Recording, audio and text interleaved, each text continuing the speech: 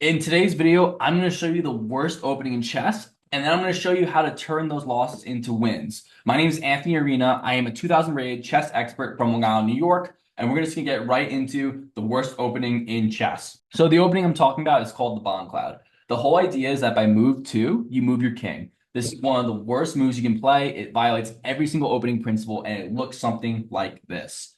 We go ahead and play f3. And our opponent is going to play something like e5, looking to attack the dark squares. A lot of times, this is one of the worst openings you can play, but we can make it a lot worse by playing king f2. And the whole idea is we're going to manually castle. Why would you do this? There's no reason. You're just messing around with your opponents. Does it work? Not really. How do you win? Simple. Despite being even on material, we are down -1.5. That's because our opponent has major initiative and they can attack us with their bishop and queen. What we're going to do is try to trade off as quickly as possible. We're going to try to consolidate the position and turn it into an endgame. If an idea like, let's say, bishop to f5, we're just going to go ahead and play e3. If the queen comes to check, we just go ahead and play g3. We're going to try to get our knight out, our bishop out. We'll probably kettle our bishop on g2. And we're going to look to manually castle by getting the rook over to the e file and the king over to the g file. With black, we're going to play very similar. We're going to go ahead and play f6, allowing our opponent to check us if he wants, but we can just go ahead and chase the queen away and then play king f7. The idea is simple. We are down -1.5 in terms of advantage, but we're going to look to trade down the position and create an endgame that is winning for us. We may even put our bishop on b2 and use that diagonal to our advantage. Today we're going to play two intermediate opponents and use this absolutely awful opening. So let's go ahead and give it a try. This is going to be absolutely ridiculous. All right. So I think the way we'll do this is f3 and then king f2. And then if the queen wants to come here, yeah, e3. And we're basically so the way we're going to try to protect ourselves in this type of game is essentially by trading down the position. If we're able to trade down the position, we're going to end up okay. If we can't trade down the position, then we won't be okay. It's really that simple. Let's get the bishop on e2 and immediately try to push f4 for an attack. And I don't know, this should be interesting. But yeah, just looking to trade down, nothing too crazy. Here comes a discovered attack on the queen. Queen moves over, and just asking myself, can I win already? Maybe playing g4, just kicking the queen away, and then pushing this pawn again. Um, hmm, Knight f3, and we're gonna manually castle. One of the main ideas in this type of opening is we're not going to be able to castle on our own. So just to manually castle. We can't take back with the e pawn, so take back with the g pawn instead. And now we can get our rook onto the g file perhaps, and we have an open file here. Dark square bishop is focusing its efforts on the queen side, which means that we're not going to get an attack over here on g4. And even if he was to get onto these dark squares, knight and pawn are defending that quite nicely. My idea will probably be to kettle, so b3, bishop b2. So looking to obviously push here. Let's go ahead and play b3. He hasn't really. Oh, okay, fine with me. Notice that this is not a big deal. We just go knight f3, and like I said, the knight is defending here on h4. And bishop b2 is still a threat. Uh, do we want to take with the pawn here? Or do we want to play something like d5? D5 or e4? There are options here. I'm looking at b5. I'm looking at e4. I'm looking at d5. I'm looking at just bishop b2. Um, and then just pawn takes maybe as well. Um, because obviously we can't take back. But keep in mind that moving the knight does lose us the rook, so I guess that doesn't really work. Um, Pawn takes, fine. I'm fine with pawn takes, where we're attacking the queen, so bishop takes back. He's probably gonna try to push this pawn, and win the knight, which seems like a solid idea. Maybe bishop e2, pawn pushes, and then knight d4. Would I be able to kick him away? Well, maybe just knight d5. Should be two. Let's just do it. Let's just give up the knight here. Pawn g4 will at least, yeah, that'll be kind of tough for him to deal with. Um, and then, yeah, okay, there you go. Then we have knight a4, protecting the bishop, attacking the queen, and threatening the rook.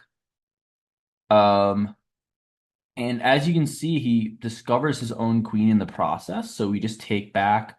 And to me, this is not worth it whatsoever. I mean, he does get some material back. Don't get me wrong, like the knight's gonna take here, but queen takes, knight takes. We're gonna take his bishop, and it's definitely interesting for sure. It's definitely interesting for sure. But even something like queen b5 to win this extra pawn. Oh, but I would get forked. That's kind of messed up. Okay. Um, let's play d3 and prevent that idea. Sure, he can check us this way. Um, but still not as dangerous. And then we'll scoot over. Is he gonna take here? That'd be insane. Um, is he gonna try to win this pawn? But wouldn't that kind of pin himself? He might pin himself if he does that. I don't know. That's a great idea. I mean, it's definitely interesting, this game. Like, there's lots of caveats to it. It's wide open. I have a queen, but that doesn't necessarily mean I'm winning. Um, okay, what's he trying to do here?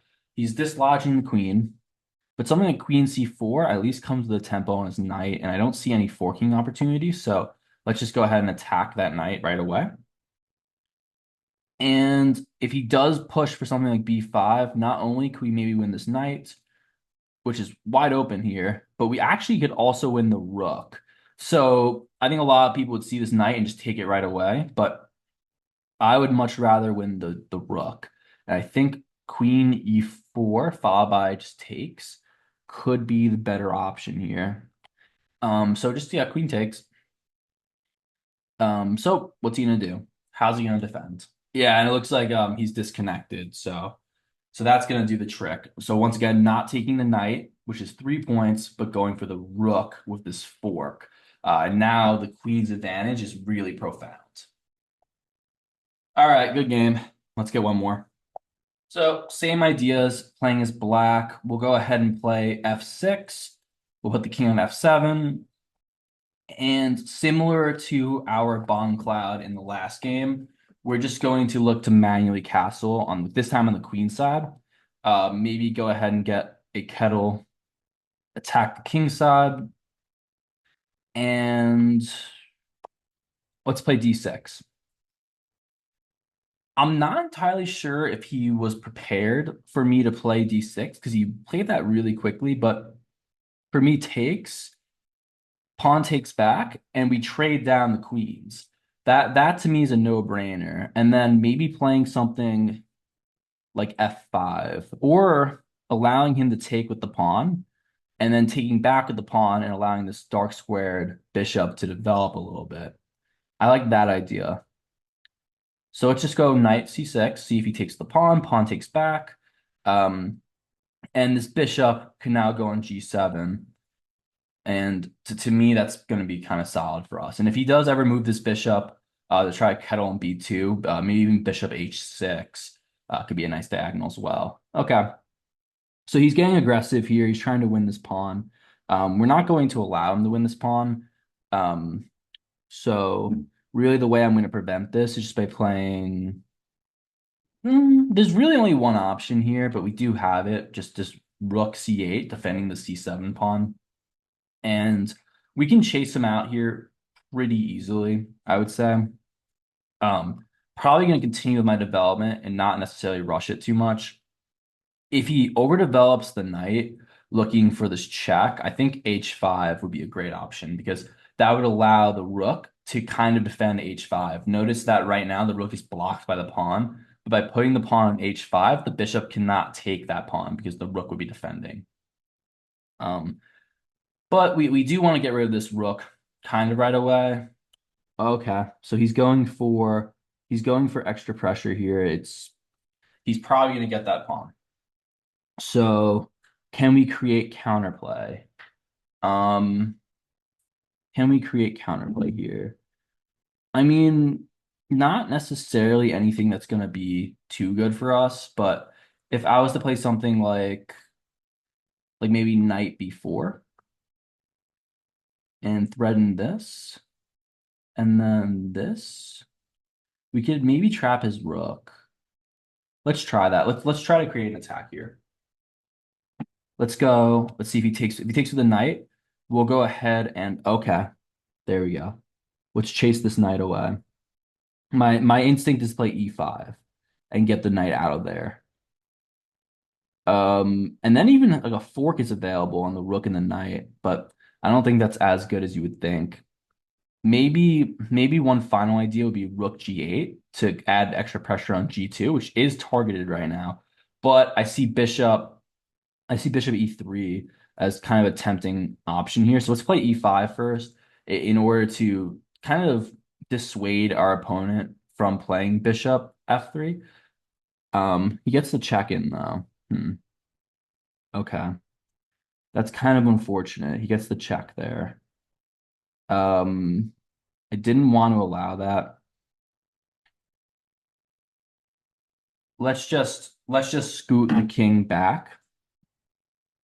And I guess on the bright side, the knight's no longer pinned. And this knight here still has to move. I mean, he could just play this though. Um, yeah, okay. What's he gonna? Oh, wow. That's fascinating. So if we take here bishop check, and is that really bad? That feels really bad. I'm wondering if he has some sort of crazy mating pattern here. It feels really bad. Um, let's just let him do it though. I don't know.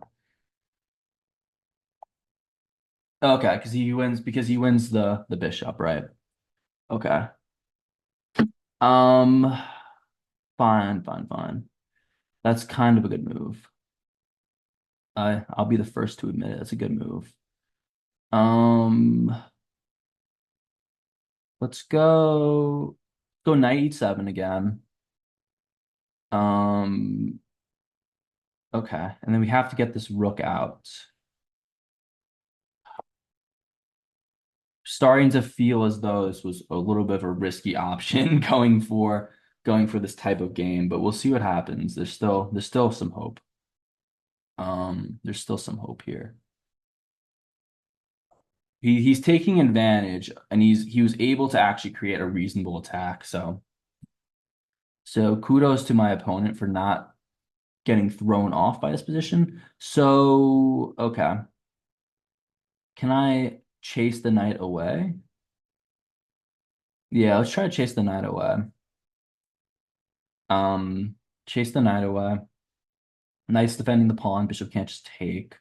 And once that knight is pushed away, probably just was he gonna go like here? No, he'll go to c3. I mean, um, interesting, interesting. Is that a mistake? Knight, knight c2, and then rook c1. Could just desperado that.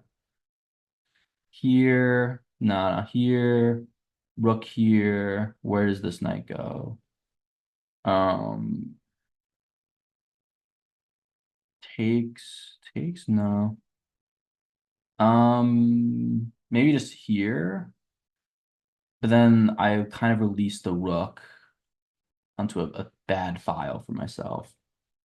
Um, takes, rook takes, pawn takes, pawn takes. Hmm. It's tricky. It's definitely tricky. Is there something maybe even Maybe even knight d3, threatening this pawn. This knight needs to be unpinned, so king g6 could be an option. But you have to be careful now. The setback of putting our knight here is that the bishop will be able to fork us if we try to escape that way. Um, but he still has to protect this knight. He still has to protect the knight. And if knight c3, we should be able to win this pawn. He can't attack the knight and defend his knight, if that makes sense. Um, Solid move. Okay. And I guess the idea here is to play this. Then we'll have to go here. And then you'll have this. Check. And then we'll go here. Check. And we'll go here. Should be okay when it's all said and done. I don't know. Let's see what happens. He does have a fork, and we have to move the king over to defend. Okay. Here we go.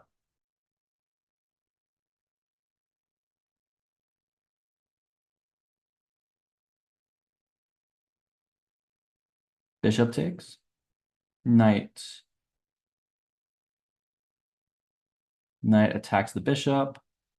He'll get his pawn back, but our knight will end up on a nice square. I think that's a nice square.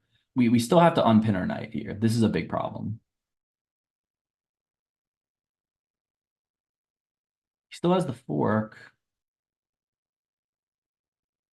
Can't allow him to fork.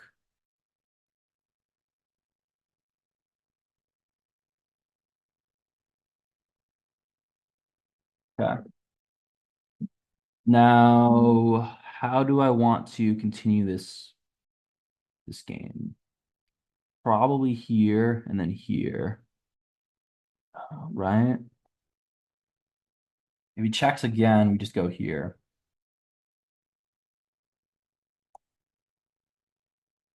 Knight's defending this. Where's the rook go? Here.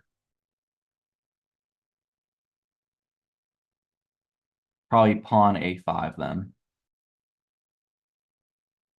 This is a nice outpost as well. And the knight's kind of, well, the rook's on the bench. But that won't work. This doesn't work here. Bishop takes is really nice. Um, Maybe, yeah, the knight's defending this pawn. I can't play this because, well, it's trouble. I'll have to either connect my rooks or play king c8, one or the other. Or maybe as a sneakier option, just bishop d6. But then the rook pins. So here, and I'm wondering what I do. Scooting over doesn't work though, because this bishop's in bad shape. Here, but then at this point he gets the discovered attack, and that's bad. This knight's really, really nice. This knight. Um, Scooting over does not work. Here comes the rook d1.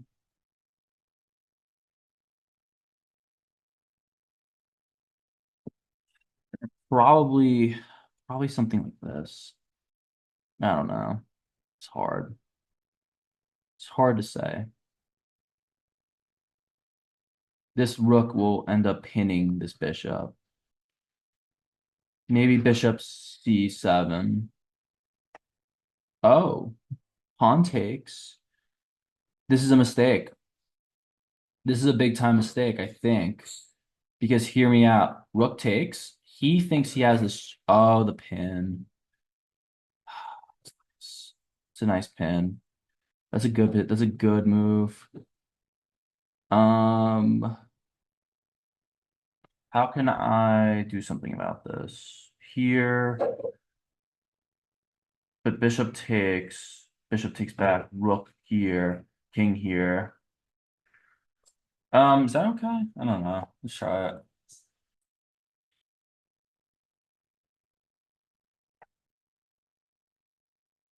Because now his whole idea is to win the rook, but I don't know. Okay. Maybe knight e4, defend the pawn, and attack f2. This defends everything. This attacks f2. And here in this situation, oh, this is gonna be tough. I don't wanna give up this pawn here. Knight takes. Maybe bishop takes. Let's try bishop takes. And then bishop e3 attacks the rook. Knight's still defending the pawn. And we've officially broken our opponents. Good game. That was a tough one. Our opponent threw a lot at us, but it just wasn't enough. And when it's all said and done, we got the W. So good stuff, guys.